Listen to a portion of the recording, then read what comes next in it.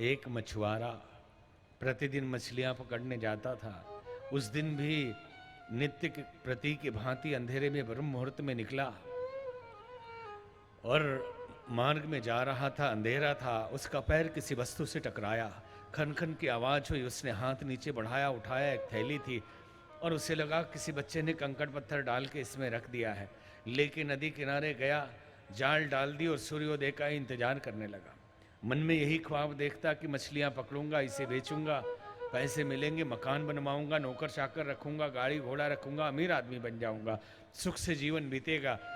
और आदमी जब किसी चीज का इंतजार करता है तो कुछ न कुछ करता है। कोई नाखून काटता है, कोई जमीन खोदता है, कोई बटन चबाता है, कुछ न कुछ करते रहते हैं लोग। तो वो भी कुछ न कुछ करने के चक्कर में क्या करता है, एक कंकड़ निकाला और उसने नदी में फेंका।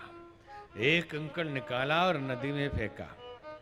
धीरे धीरे सारे कंकड़ फेंक दिए, एक उसके हाथ में आखिरी बचा था।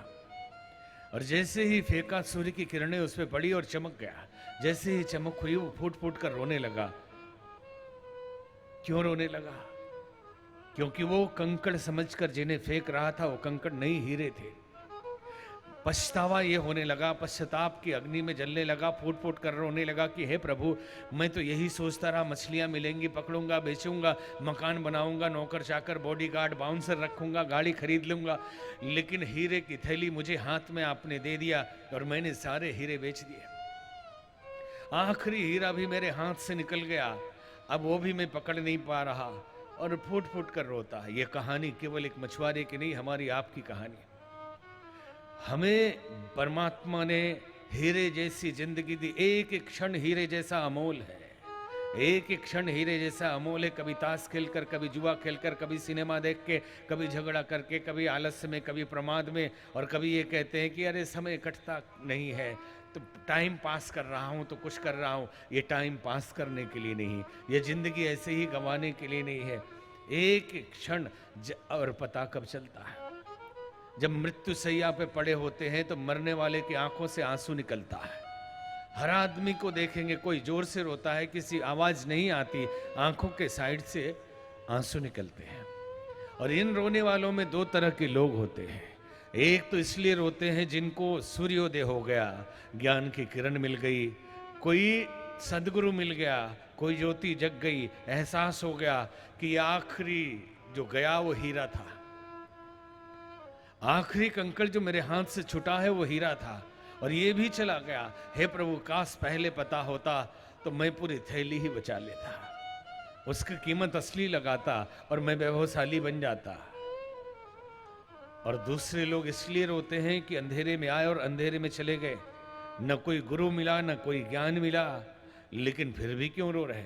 अरे कुछ का जेब काटा था, कुछ का काटना बाकी रह गया था, दो चार की हत्या की थी, दो चार अभी बच गए थे, कुछ ब्याज पे पैसा दिया था, अभी उनसे भी लेना बाकी था, अभी बेटे की शादी हुई, पोते की शादी बाकी है।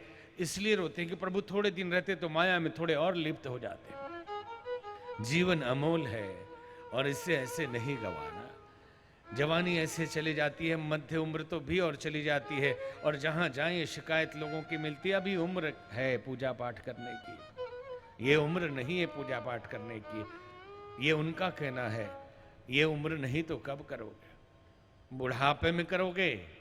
बूढ़े लोगों से पूछिए कि कितना भजन करते हैं, ना आंख से दिखाई पड़ता है, ना कान से सुनाई पड़ता है, घुटने में दर्द रहता है, माला छूट जाता है, बैठे बैठे नींद आ जाती है।